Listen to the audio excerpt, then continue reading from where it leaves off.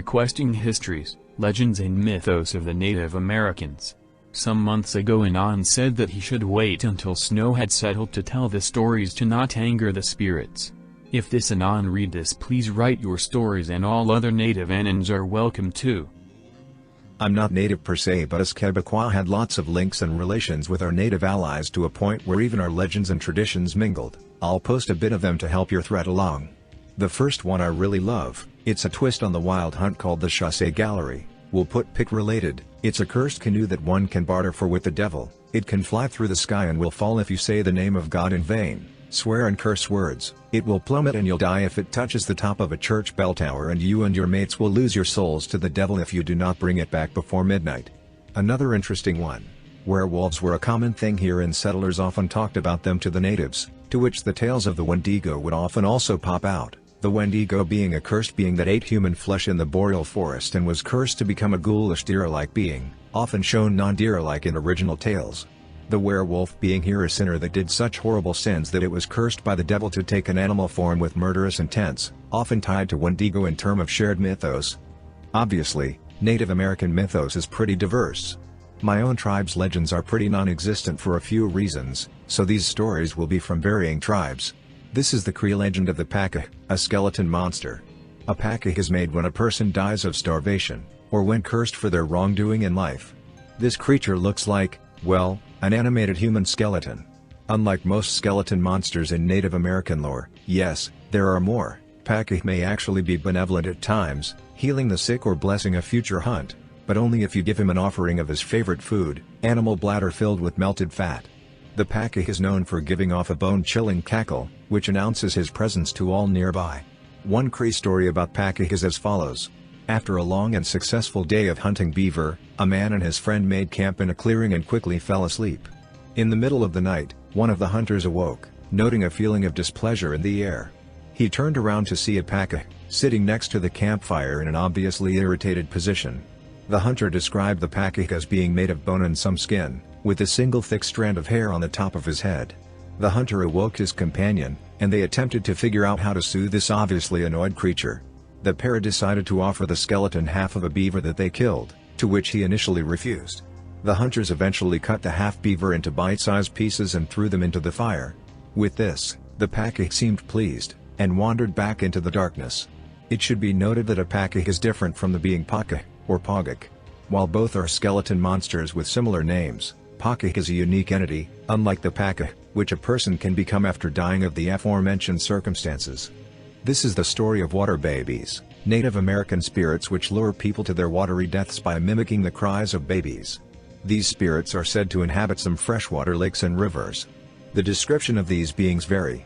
Some tribes claim that they appear as normal human infants, sometimes with fish tails, while other tribes claim that they are reptilian-like creatures that can simply make baby noises.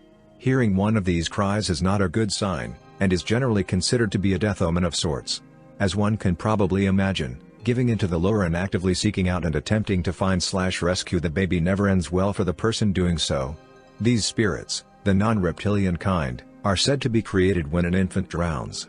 The story of the water babies at Massacre Rocks is one of the more well-known legends. In Idaho, near the modern-day city of Pocatello, there is a site known as Massacre Rocks. At one time, a Shoshone tribe lived in the area, and were suffering from a terrible famine. Unable to feed their newborn infants, mothers of the tribe were forced to drown their young children in the surrounding lakes and streams. Legend states that these infants grew gills, tails, and scales, subsisting off small fish and tadpoles. To this day, they are said to live in the area, around Fort Hall Reservation, attempting to lure in and drown unsuspecting humans. I should mention that many Western Native American tribes happen to share this legend. One more story for tonight since I have time. This is the legend of the Horned Serpent. The Horned Serpent is one of the most prominent and important mythological figures in Native American culture. This is mostly among many different Eastern American and some Canadian tribes. These tribes don't regard this creature as animal, but rather revere it as a sort of mythological spirit, sometimes even a god. The serpent is described as living in freshwater lakes and rivers, typically appearing as a massive serpent with horns and long teeth. Horned serpents are described as, among other things, being able to shapeshift, control the weather, hypnotize people, and turn invisible. The story of the deserted children. which parallels the story of Hansel and Gretel, oddly enough, features a more benevolent horned serpent. In the story, a tribe sends their young out to play in the forest, then packs up camp and abandons the kids. The children return to find the camp empty, and decide to travel to the nearby river. They get to the river and ford it, only to find an old woman on the other side. Unbeknownst to the children, this woman is the spirit of a dead witch. The woman invites them into her tent for the night, to which the children oblige. In the middle of the night, she starts killing off the kids, leaving only one girl and her brother. After giving the girl some challenging and repetitive tasks, the children decide to run away. In doing so, they come across a horned serpent. The serpent promises to help them if they pick the lice off him. They do so, and the serpent takes them to the outskirts of their tribe's camp. Upon returning, the serpent finds the witch, who demands to be brought to the children. Like with the children, the horned serpent asks the witch to pick the lice off him. The witch refuses and insults him, and the serpent proceeds to drown her. This is the story of my town. There used to be a cave near a river here where a cyclops lived. Whenever he met travelers, he lured them to the cave and offered them food and shelter. In the middle of the night, when the guests were sleeping, the cyclops killed them and ate them afterwards. Once, a man, knowing this, went to his cave, but he waited for the cyclops to sleep and stabbed him in the eye. The cyclops, blind, couldn't defend himself and was killed by the man. The town is nowadays called after the cyclops and the cave is still there. I'm not 100% native, but the tribes near me had stories of the Hakumak Swamp. It means where the spirits dwell in Algonquin and Wampanoag. They wouldn't go near it until the settlers did battle and forced them to flee into it for refuge. Now their ghosts, along with a whole bunch of other high strangeness, are seen in and around the area. There's a rock, called Anawan Rock, out in the forest, where if you light a fire and wait, natives' ghosts will come and sit with you. There's also the Pukwudgies, small porcupine/Bigfoot creatures that the natives ran into quite a bit. They're apparently still around and will lure adventurers out into the woods, leading them towards a cliff's edge which they'll then push them off. Not a long story, but I come from a closed community in the south. I am not allowed to name names for our safety, but we have some of our caves marked at the entrances with pictures of bad spirits, and those are warnings not to go into that specific cave. Some of these can be really old spirits who were here upon creation, and some who were people who inhabit the caves and regions. The locals know not to go in, but the tourists complain, swearing up and down the tunnels move. No one ever goes too far in. I've got some stories from my tribe. We're from the west coast of Canada and have a few strange creatures. The first is Janakwa, or the wild woman of the woods. She's tall and skinny with long dark hair, black skin, and bright red lips. Her masks are usually carved to show her in the midst of her call, to. She is a giant and an ogress that preys upon children, snatching them in her basket and bringing them home to her lair in the mountains to feed herself and her children. She prefers to hunt at night and when it's especially foggy. If you can capture one of her children, it is said that she will grant you wealth in exchange for it, as she is known to hoard things like a magpie. Another story says she was tricked by a tribe and forced into a great fire. The ashes that rose out from it became mosquitoes. Another one is Bakwaz, or the wild man of the woods. He is a dead thing that lives in the woods in an invisible house where all the spirits of the drowned are said together. He enjoys tricking people who end up lost in the woods, offering them food and drink that will bring you over into the realm of the dead. He's often thought of as a consort of Janakwa and father of her children. Last one is Woilanixiwe, or cannibal at the north end of the world, or he who first ate man at the mouth of the river. He is attended by a number of equally vile creatures. His wife Kominaga, wearing red and white cedar bark, and his slave king Kalalala, bring him his human meals. Woilanixiwe, the raven at the north end of the world, pecks out his victim's eyes. Hoxhog of the sky, a giant crane, cracks skulls with its very long beak and devours the brains. Kalogji, crooked beak of the sky, and Nenchtulit, grizzly bear of the door, stand guard. These monstrous bird ogres are all an extension of Woilanixiwe himself. They are his eyes and ears, and nothing can hide from them. Woilanixiwe is the key figure in the Hamatsu secret society, or the Cannibal Society. He is invoked in a ritual dance by new initiates of the Hamatsu society, where they invite the spirit of the cannibal in, and have to overcome it. The dancer gnashes his teeth and in some cases will try to bite onlookers. Healers come out with rattles made from human skulls and begin the process of pacification and cleansing. The legend of Woilanixiwe is retold with various dancers. Human flesh was said to be consumed during the ceremony by the one possessed, though he was forced to vomit it up afterward with seawater. Quebecois are wise in occultism. We are always on the lookout for cannibals. I myself know how to dispel a Wendigo by ceremoniously eating the food of an animal with respect, dignity, and flavor, being French and very good at cooking. Dad helped me for the first rituals. I will do the next with my friends. It is necessary to get Wendigos watching though. Animals know, the winds die, the cracking between the leaves without a visibility of a 100-pound creature breaking the branches every few minutes while I smoke hashish on the cliffside. The Cherokee people of Lower Appalachia have their own version of the Fae with striking similarities to the Celtic mythology of the fair folk.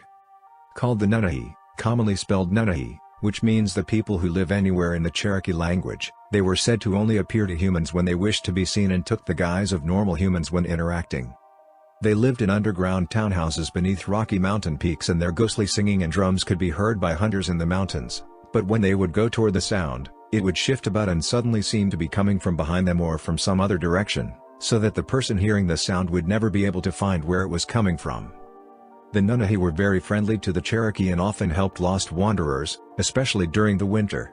The Nunnahi would take the person into their warm townhouses until the person was rested and ready to return home, if the person chose to do so. A well-known story tells about a man named Yahuwah, who had become separated from a hunting party. His friends searched for him for a long time but eventually gave up and returned to their village, grieving for Yahuwah, whom they believed was dead. The Nunnahi found Yahuwah and brought him back to their townhouse to live with them. Yahuwah became immortal and lived with the Nunnahi for a long time until he began to miss his friends and family. One night Yahuwah went back to his village to see his friends and family, and he told them what had happened. When they asked Yahuwah to eat dinner with them, he said he could not, for he had eaten the food of the Nunnahi and could never again eat human food. He told them he had only come back to visit and that he would soon be returning to the Nunnahi. His friends and family begged him to stay, but he refused, telling them he could not choose death with his own people over immortality with the Nunnahi. The Nunnahi often warned the Cherokee of impending danger and protected them in times of need. One of the most well-known stories about the Nunnahi tells how they helped the Cherokee before the removal in 1838, when the Cherokee were forced to leave their homeland and resettle in Oklahoma. According to the story, the Nunnahi came to a Cherokee village and told the people to pack up their belongings and to be prepared to leave in 7 days to come live with the Nunnahi, for a great catastrophe was about to happen, worse than anything that had ever before happened to the Cherokee. After 7 days, the Nunnahi returned for the Cherokee and led them to a large stone deep into the mountains. As the Cherokee watched, the stone rolled away, revealing an entrance into the mountain. Inside the mountain was the most beautiful place the Cherokee had ever seen, and many families rushed into the mountain without ever looking back. However, some of the people refused to enter, and instead chose to stay outside and face whatever was about to happen to them. The people who remained outside were later forced to leave their homes and resettle in Oklahoma. The people who chose to live with the Nunnahi escaped the fate of their fellow Cherokee. According to the story, it is from this group of Cherokee that the small number of modern Cherokee who still live on their native land is descended. During the American Civil War, by which time Niquosi had become known as Franklin, North Carolina, a group of Union soldiers approached Franklin with the intention of burning it to the ground. A group of scouts returned to their commanding officers and warned them not to attack the town because it was heavily guarded by soldiers on every corner. However, the town was defenseless, as every able-bodied person had already left to fight in the war. Unaware of this fact, the Union soldiers then changed their course toward Atlanta, Georgia, burning every town in their path. According to the Cherokee, it was the Nunnahi that had protected Franklin from the Union soldiers. There is a story that tells about how some of the Nunnahi eventually decided to leave their home. Near the Cherokee town of Tugler there was a circular depression in the ground, the size of a townhouse. The inside of the depression was waist deep and was always clean as though it had been cared for by unknown hands. Travelers passing by would often throw rocks and logs into the depression, but when they returned the logs and rocks would always be lying far from the depression. The Cherokee believed the place to be a Nunnahi townhouse, and so they always avoided the place out of respect. Eventually, some logs had been thrown into the depression and were allowed to remain there, and the Cherokee concluded that the Nunnahi had become annoyed by the presence of the white men and had abandoned their townhouse forever. The bit about the logs being moved out of the circle reminds me of the Devil's Tramping Ground in nearby Bear Creek, North Carolina. According to local legends, logs, large rocks, and even sleeping bags, with campers still inside, Left overnight will be moved outside the grounds, a ring in the woods where nothing grows, overnight. I had a childhood friend who was a native. He was bilingual but his grandma hardly spoke a word at all. Back in December 1998, my neighbor and I got off the school bus. We were about 8 years old. We went to his place. It was just us. A few hours go by and my friend's grandma shows up. She started going on in her native language and eventually I was told that she wanted to prepare my friend for his camping trip. The grandma was pretty nervous but in a calm way. Not jittery. Just more aware of her surroundings or something. I'm kinda getting strange vibes from her, so I asked if she's worried about coyotes or wolves. She looked at me and said, "It would only look like a wolf to you." I didn't know she was referring to a skinwalker. She never gave it a name. She turned back to my friend and he translated a story from his grandmother. It happened when she was around 10 years old back in the 1910s. One night she goes out to a single-room cabin in the woods with her mom and grandma. They were staying overnight so they could meet up with her father the next day. They walk into the cabin around 6 p.m. as the sun was setting. She puts her bag down near a side window. As she does, a white owl catches her eye through the window. It instantly terrified her but she didn't know why. Her mother noticed what she was looking at. The grandmother told the mom to not break eye contact with it but to cover the children's eyes. The grandma then put a circle around their bed of some powder. Medicine Man had a powder to keep these things back and to counter some kind of magic from these beings. She sat all night in her mom's arms. Her mom watched the owl all night. She heard strange noises all night. When morning came, the owl flew away. The grandmother drove on while her mom slept. She said that night the creature marked her. She then gave my friend a bag of powder. I don't know if he used it but I would have. I've already bumped this thread, but I actually read a weird story in a book, and I was wondering if any native Anons might be able to verify or share their thoughts on it. It's from Charles Langley's book Meeting the Medicine Men, in which an Englishman goes and lives with some dying healers. I'll share a shortened version of the story here. Two men are giving a chanter, a special kind of medicine man, a ride to a neighboring city. The road is long and in the middle of nowhere, and along the way they are terrorized by a strange car. It appears as if from out of nowhere and disappears just as suddenly. But before the car abruptly vanishes, it almost causes them to crash into an 18-wheeler. The men pull over, shocked by what has just occurred, and the chanter tells them that Death drives a strange car and that they had just encountered him on the road. He explained, there is a spiral road that leads to the land of the dead, and Death drives along it every day in his car. One of the men asked, "Where is this road?" And the chanter replied, "Everywhere. No matter who you are, what you are, or where you are, the spiral road is there for you. One day it will open for you and you will walk to the center of the spiral where all must go. Or, sometimes, Death will take you in his car." One of the drivers was a man practicing to become a medicine man, and the chanter looked at him directly and said, "He came to visit you today because you had a vision last night?" In fact, he had, but he hadn't told anyone about it. The chanter went on, "Death knows this and came to see who it is that Mother Peyote has recognized as one of her own. Mother Peyote is getting to know you and this alarms Death. He knows the medicine will protect you, guide you, and help you. He is suspicious of another power entering your life. He fears the medicine will weaken his hold over you, and so he came to look you over for himself.